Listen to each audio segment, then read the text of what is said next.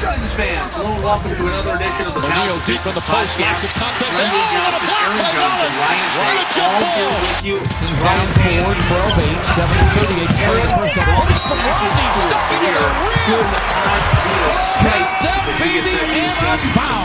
Reggie inside for Andre, and a dynamite dunk. Doing all right. It's good to be back. Good to be back with the boys after missing last week. But yeah, I'm happy to be here. Aaron, how about you out at school? How's the beginning of sophomore year treating you? You know, I just wish I could be back with you guys. Personally, just wasting my time out here is what it feels like. I want to be back with the boys, recording podcasts in the home base. It's just not the same out here. Pumping content, doing pods with the boys. That's what it's about. It's where you belong.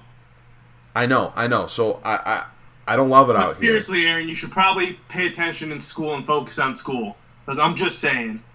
Well, I mean, I just feel like I could maybe just go to the NBA and not have to worry about school too. What about that? Nah, bro, that ain't it. That ain't it for you. Don't worry about it. It's okay, though. All right. Do you just want a pod now? Yeah, let's do it. Well, it's the first time we've all been together here for a couple of weeks. Of course, with Ryan and I having a couple of conflicts, but we've got the crew back together. And boys, with that being said, all of a sudden that championship talk is being thrown around, discussing Pistons basketball. I want everybody here, before we get into this, to take a listen to some recent audio from Derrick Rose and what he thinks the potential of this Pistons team for this season is. While I'm in the game, I want to win a championship. That's what I really want to do. I got all the accolades that I wanted. Now it's time for me to really get the one that I really, really want. I won on every level except for this level. So after I get this championship, you never know. But with Detroit, I feel like we have a great chance with being in the East. We have two great bigs, a great team. You never know. And that audio coming to us from Sirius XM NBA radio. So we thank them for that soundbite. But boys, Derrick Rose talking about a little possible championship run for the Pistons, Aaron? Yeah, I mean, hey, I've been really tough on Derrick Rose, and I've been very critical of the signing, but I do kind of enjoy that kind of hoopla, that kind of talk. Not that that's in the realm of a possibility, but I still think it's fun just to kind of hear a guy on the team, talk like that. And there's just that feeling around Derrick Rose where it's just like, it's not possible, but it's just like, what if Derrick Rose really, really, really bounced back? Like, what if he was just fully healthy and just got that one season where he was just a killer? And it just makes you just kind of dream about it for a second.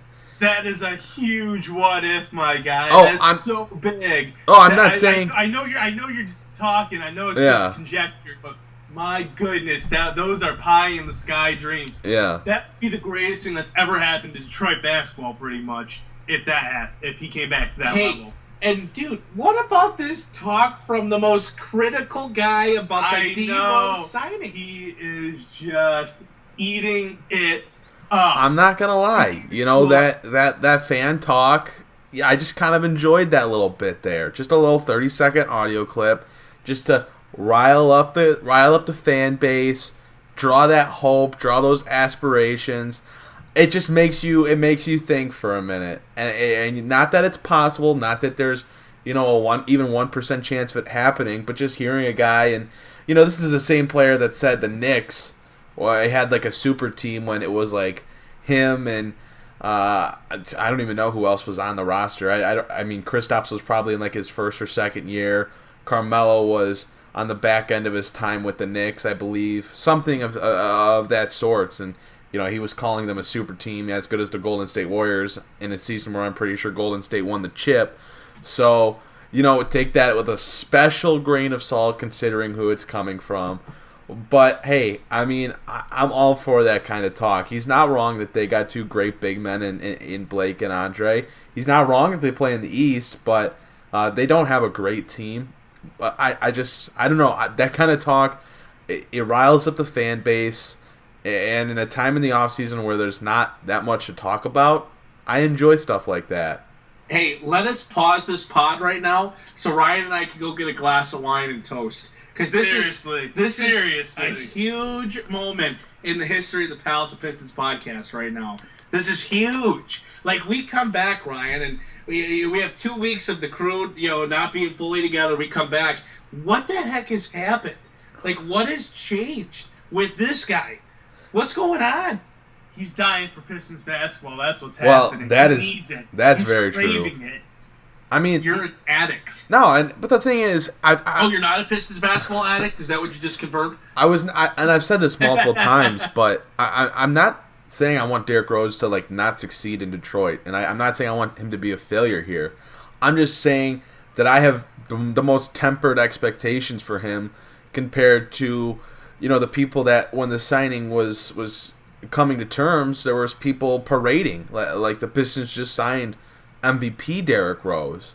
It's just not the same player. There's people saying that he's going to start over Reggie Jackson, and that's not going to happen. There's people saying that he's going to be an all-star. That's not going to happen. So, I guess maybe even if it was a bit too of an extreme, I was critical of Rose in that sense. But, at the end of the day, he's still a good player. He's still going to help them. He's just not as good as what, whether it's a vocal minority or the vocal majority are saying. But for real, when is the last time a Pistons player mentioned a championship? Ever. And was serious. And was serious. And he means that, just in the way he's saying it. He absolutely means it. He's not playing around. He's not BSing anyone. He means what he says. I would be so happy to eat my words if Derrick Rose just has a killer season. People think I'm just hating on him, and that's just not the case. I'd be more than happy to just get trolled the hell out of if Derrick Rose is coming out and scoring the ball efficiently and stays healthy and really produces and provides value to the roster and to the team. But let us pause again so I can pour another glass of wine to leading that charge of trolling you when Derrick Rose has that season. Dude, if he does, hey, I'll be the first one to admit that I was wrong, and I'll be happy to do so. Aren't you seeing the workout videos? Of course he's going to put up crazy numbers, man. Dude. Him and Thon's workout videos. Him and Thon, man. I'll tell you what, Thon Maker's workout videos are crazy. Just the video editing that goes into that kind of stuff, where it's they show you all the top plays. I just wonder how many times Thon dropped the basketball doing those same drills, and how many times it took them to get the right clip. Yeah, it's that's valid. That's a very valid point. But overall, just kind of to, I guess, wheel us back into the original topic here. Derrick Rose talking about a championship. Aaron's all for it, Ryan. I'm sure you're all for it too. But what beyond just being oh yeah, I'm all about that fan talk. What was a little more of your initial reaction to hearing that? Well, honestly, at first it made me laugh. Not because he's not serious and because I don't respect his game or anything, but it's just this team's not in a position to win. If we're just being very real, win a championship. I think they can win a playoff series, maybe, but they're not in contention to win a championship. So it kind of made me chuckle at first, but then the fan in you kind of turns on, like Aaron said, and you're like, let's go! I love it! That's my dude! D. Rose, all the way! Pistons basketball! And you're just going crazy in your own mind. That's kind of the thought process and the emotion that happens during something like that. And then you catch yourself about 5 minutes later circling back to the beginning where you're like, all right, that was fun being a fanboy for those 5 minutes. But back to reality. Back to reality. Yeah, that's, I think, the most accurate way to describe it. It's, you listen to that and you go, all right, whatever. And then you think about it, you're like, think about it. All right, Luke and Andre. Dre's in a contract year because he says he's going to be free agent next year. And, you got Blake, and Blake's got a couple years left. Also, you got D. Rose. You just start putting together all those hypotheticals. This team would have been studly. You just start putting together all those hypotheticals, and it's just like, well, what if Luke makes the jump? And what if D Rose is healthy for a full season? And what if Andre adds that 3-point shot he's been talking about? And Blake's going to have the same year he had last year. And you just like... Pencil in an NBA title. Right, that's what I'm saying. You know? Don't even play the season. You see, Pistons are winning it all. You know, we're talking about workout videos. Pistons win a title. Lee Clip. You're talking about workout videos. I mean, have we seen the Tony Snell workout videos? This dude looks like he's going to average like 25 a night with the way he's shooting in these clips. So, the fan in you just kind of looks at it and you put together that scenario where it's like, if all these things go right, well, then the Pistons are going to win the championship. So it's just that kind of fun thing that in the middle. Well, we're not even in the middle of August anymore. We're at the beginning of September. So like you're just still in that driest part of the NBA offseason. And that's just something that like it gives you something to work with until meaningful basketball news and gameplay arrives. Yeah. It gives you something to work with until your team starts the season 8-20. Yeah. And then you got to reel it all back. Reggie gets hurt in training camp. Yeah. You're right. Something I guess that maybe gives you, a little bit to work with, something a bit of excitement. James Edwards of The Athletic sat down with Luke Kennard, and Luke talked about how this offseason he has spent maybe the most time of his basketball playing career dissecting his game. Game film, practice film, footwork, looking at his shot rotation. I mean, just the little things, the minor details that make all the difference. He sat down, he's dissected his game, and, to me, that sounds like a stepping stone. Hopefully that dissection has led to a change in a workout regimen, just with adjustments to improve and enhance on what he's doing, which I'm sure it has. But for Luke to sit down and really just study his game and his footwork and where he needs to be, what he's doing, and where he can get better at, it should be a good sign for Luke going forward here into training camp soon in the regular season, Aaron. The last time James Edwards wrote about a Detroit Piston in the offseason, about their offseason, that said player had a career year, and that was Blake Griffin. So James is setting high expectations once again for a very important piece to the Pistons roster. And as always, you have to give a shout out to James Edwards, just an absolutely incredible writer. Always just puts words together so well. And it's the same kind of story here with Luke. I mean, even with it being more of, Luke kind of leading the story with quotes, it's just fun to hear that kind of stuff. And you look at the things that Luke talked about, and you look at kind of the growth that you're hoping for from a guy like Kennard and what he can bring to the table. And, what he's saying is what you want to hear, and you kind of got to hope that's the case. And, also to tie it back to Blake, we talked about Blake's offseason, when James wrote about it last year, and a lot of stuff that Blake was doing was not so much of, I'm taking 700 threes, a workout or whatever. It's studying the game from more of a mental aspect and breaking it down, not just go out and do said drill. And it's kind of like, it sounds like Kennard's taking that same approach, and that kind of mentality and that kind of offseason worked so well for one of the league's top players. You would think that it's also going to bode well for one of the league's best young players. So, this is a big offseason for Kennard. I don't think anyone's going to deny that, and I think the Pistons need him really to showcase now more than ever what kind of player he's going to be. How much does he raise their ceiling? How good is his ceiling, and how good is he going to be next year? Isn't next season kind of the definitive year for Luke Kennard? Aren't we going to kind of determine next year if, he's a good player off the bench, he's a really good shooter, fine on offense, but doesn't really do all that much, and he's not a high volume player? Or is Kennard going to really take that step and be able to mesh with the other key players on the Pistons and become more of an NBA player where he's shooting and scoring from inside and passing and just fitting into the offense? And I think last year, we talked about Kennard not being able to fit with Detroit's key guys and Reggie and Blake and Andre on the court together. And we've talked about it this offseason. If Kennard's going to have a future with this team and with this core, then he's got to be able to mesh with those guys. He's got to be able to produce and share the court with those guys. So, how does this offseason impact that? And I think that's something that you have to really look at going forward, because that's extremely important. If you ask me, if you're a fan, this is the conjecture you should be excited over. These comments from Luke Kennard. Now, of course, we have to take the wait-and-see approach. We have to see it to believe it, see how it has improved his game. But like you were saying, Aaron, this is the year we're expecting Kennard to take that step, that next big step in his career, to prove he can perform with the starters, perform with the bench, can put up 18 to 20 a game in the league, 15 to 20. Let's not put 18 to 20 on him just yet. He's only a third-year guy.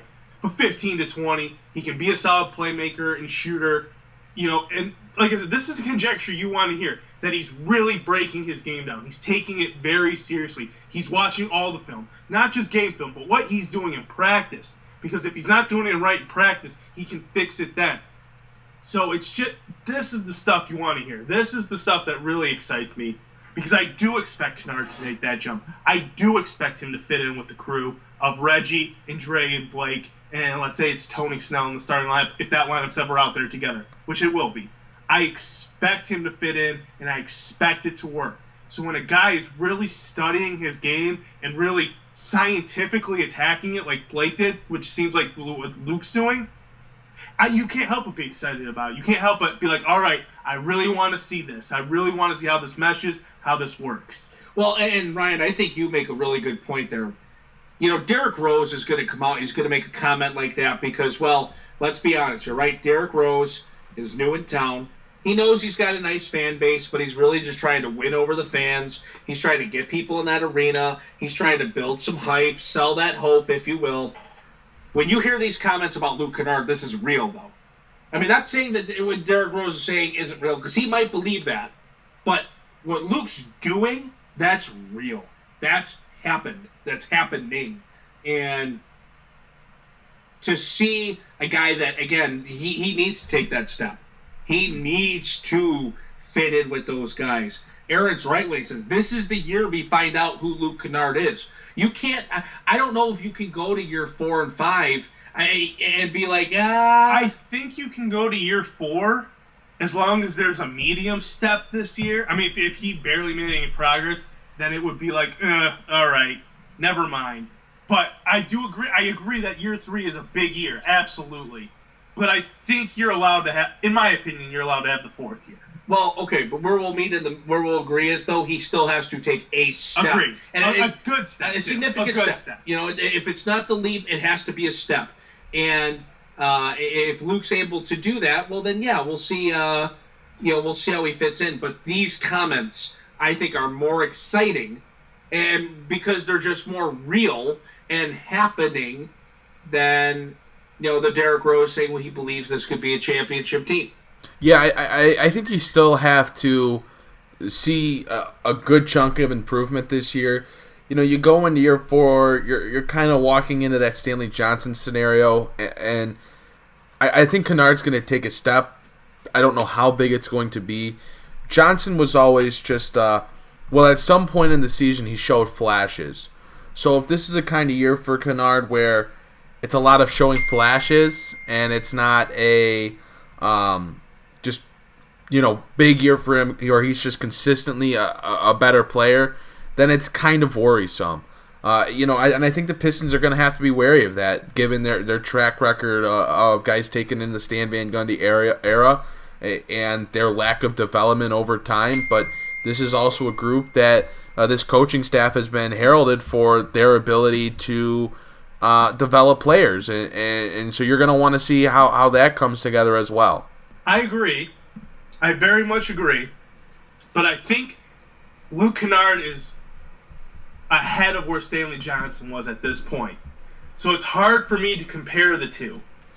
Because I agree with that. With Stanley, it was always just minimal flashes and then looking lost on the court like he absolutely didn't belong.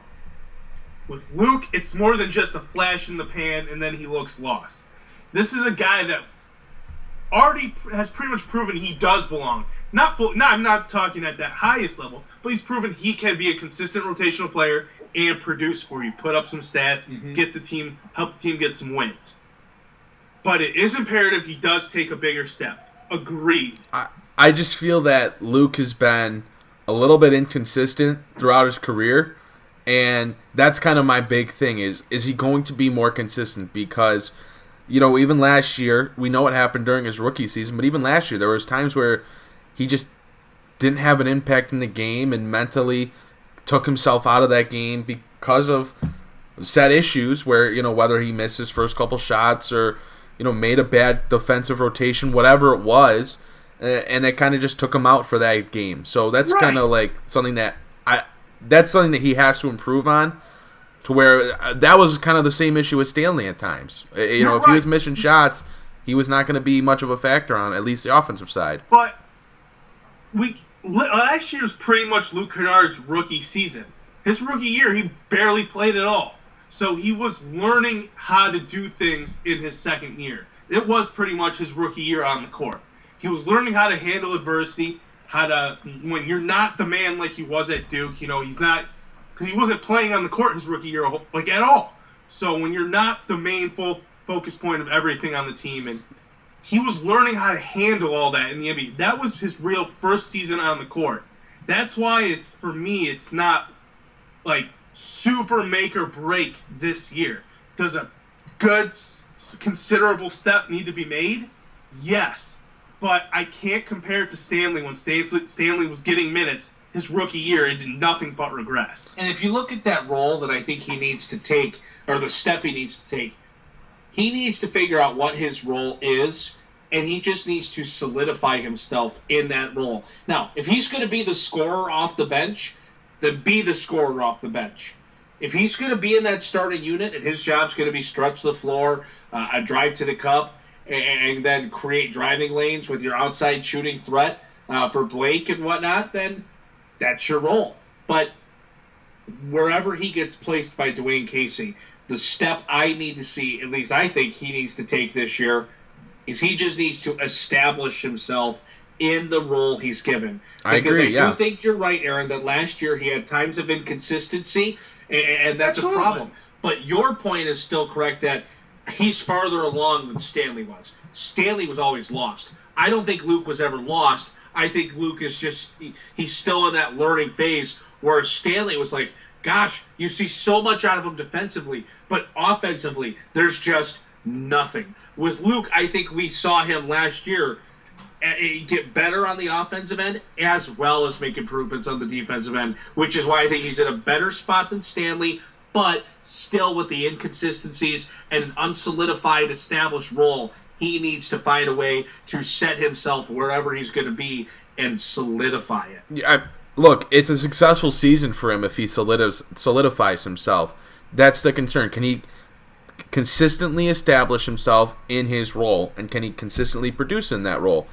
That's the concern. And that's where if he's not able to do that, I'm kind of a little bit concerned. It's not it's a wash, get rid of him, he's a bust, whatever.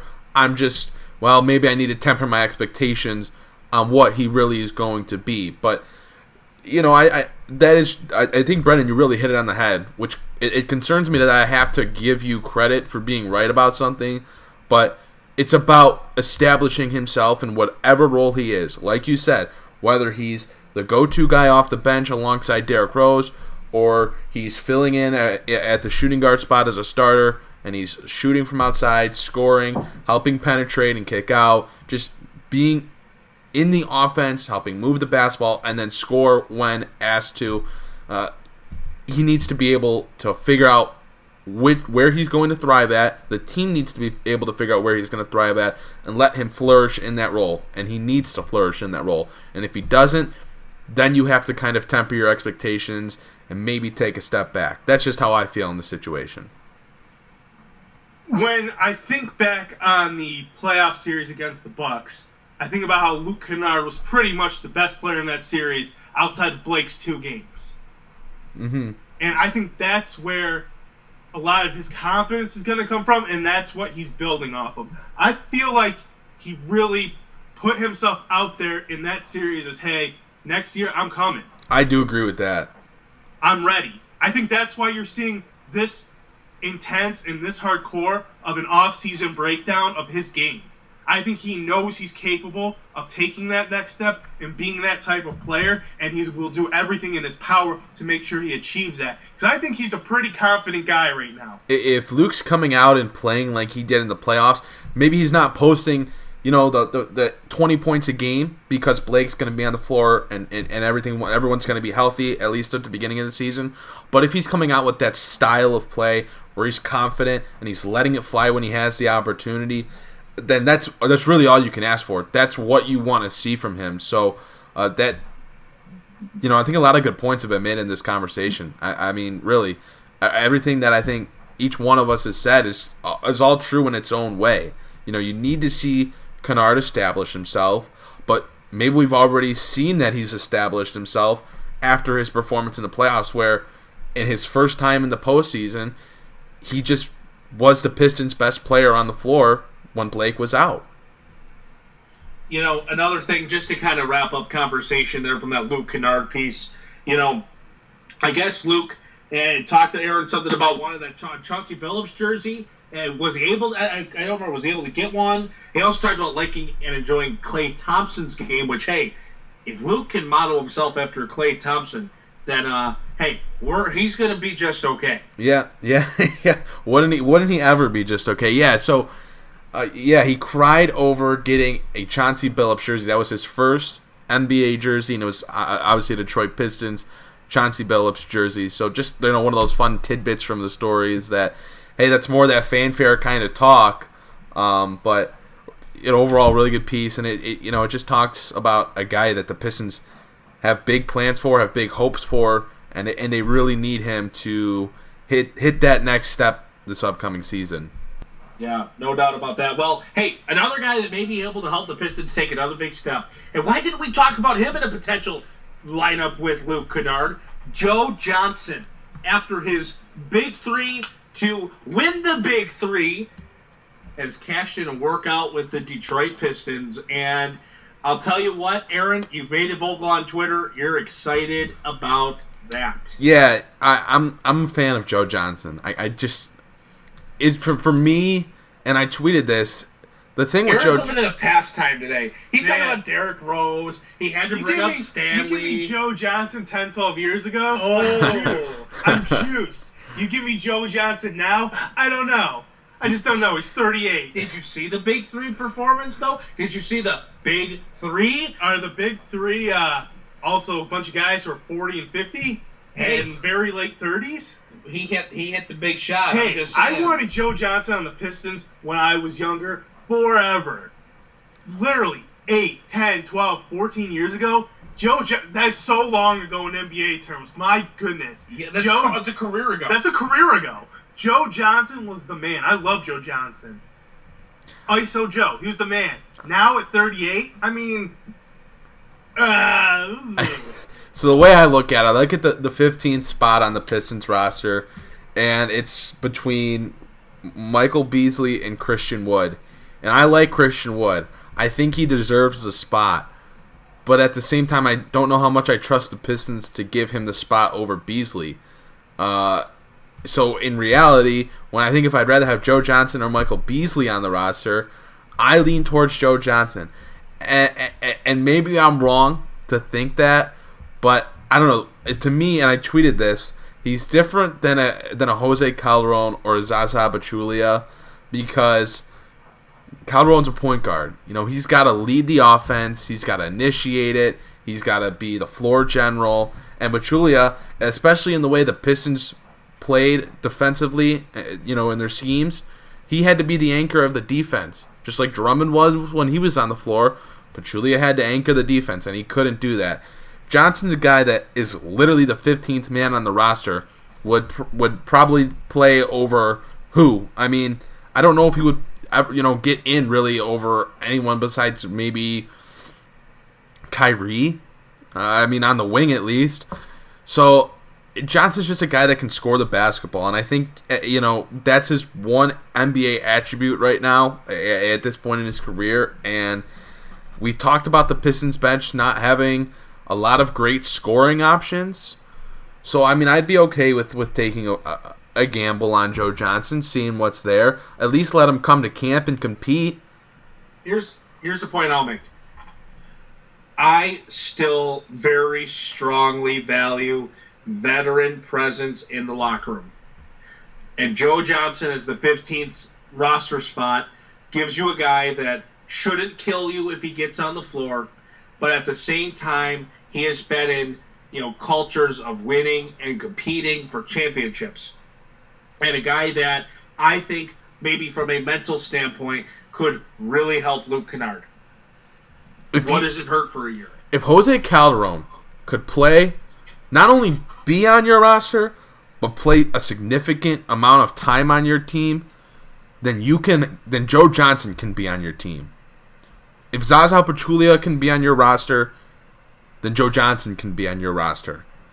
I mean, seriously. Jose Calderon had no business being on the court last year. No disrespect to him, but he just got to that point in his career.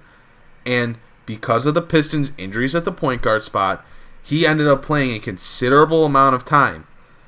So don't tell me that Joe Johnson couldn't take up that roster spot and provide more value than what Calderon did.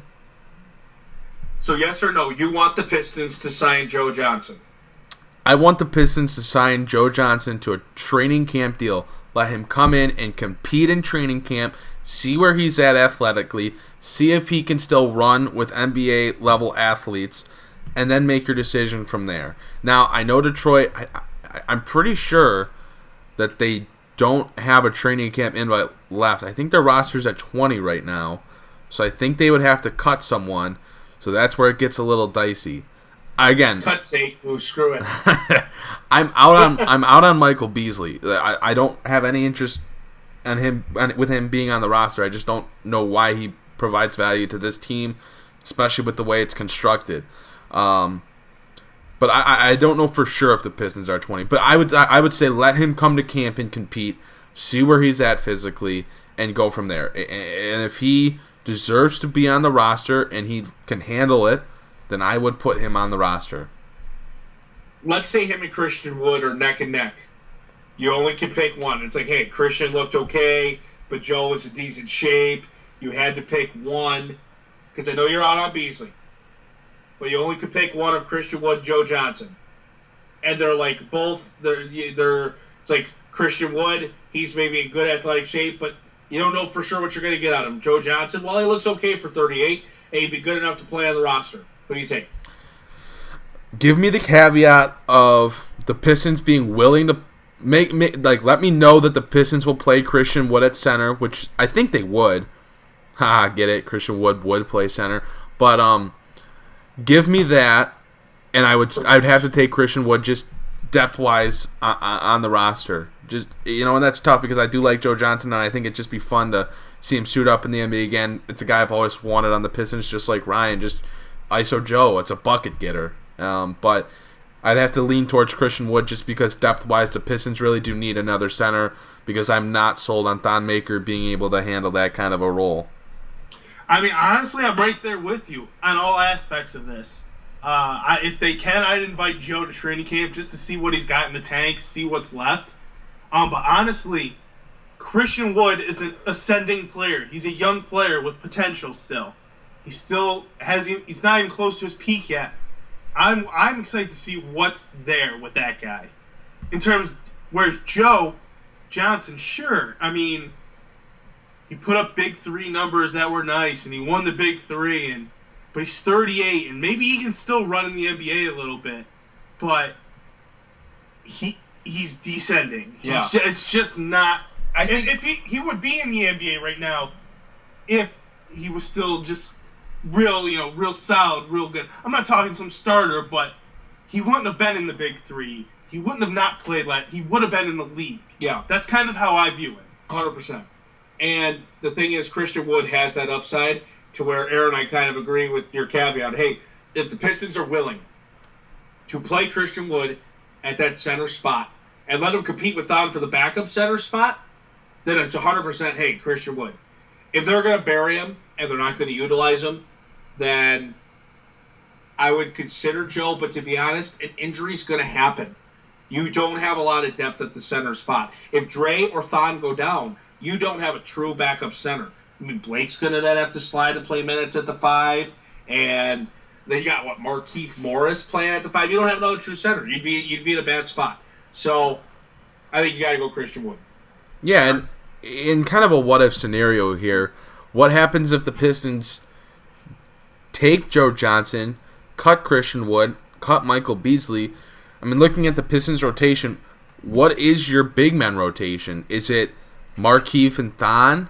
Is Sekou in there somewhere now? Is Sekou the backup 4 now? Because you have to have Morris as your backup 5 at times with, Thon not being big enough strength-wise to bang with other centers down low. I mean, that rotation right now I think is kind of in flux, considering Wood as a guy not guaranteed to be on the roster.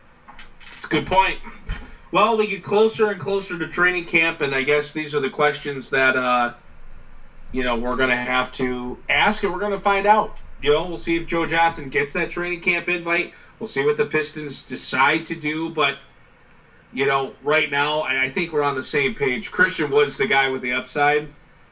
He's the guy with the potential. And based off of what the Pistons roster looks like, appears to be the guy that he needs to take that 15th spot just purely on depth. Yeah. If anything else. It's the fit alone, it's Wood's spot to lose because Detroit has enough on the wing. They have Luke and Bruce and Kyrie and Svi and Tony Snell. Sekou can play the 3. There's 7 guys just off the top of my head that can play the 2 or 3. So they got enough depth there, and it just makes you need a center. Beasley's a 4. You don't need another 4 when you have Blake and Markieff Morris and Sekou. You need a 5, and Christian Wood can play the 5.